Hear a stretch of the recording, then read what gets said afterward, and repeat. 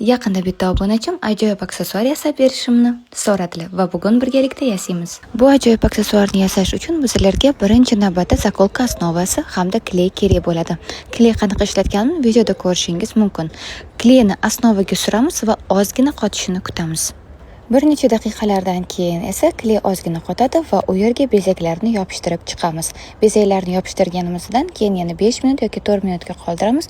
Ular yaxshilab qotib yopishadi. Bezaklarni hammasi yaxshi yopishgandan keyin esa alohida yana bezak berishga o'tamiz. Buning uchun bizlarga ko'lsa, zanjirlar va kichik detallar kerak bo'ladi va ularni navbati bilan chiroyli qilib osib chiqamiz. Bezak berayotganda albatta siz o'zingiz xohlaganingizdek bezak berishingiz, har xil detallardan, har xil uzunlikdagi zanjirlardan foydalanishingiz mumkin. Zanjirlarni qanday osishni hal qilganimdan keyin ularni ko'lsa yordamida birinma-ketin osib chiqdim. Bu aksessuarni ba'zilar kostyum, rubashkaga taqishsa, ba'zilar soch uchun zakolka sifatida ham ishlatishadi.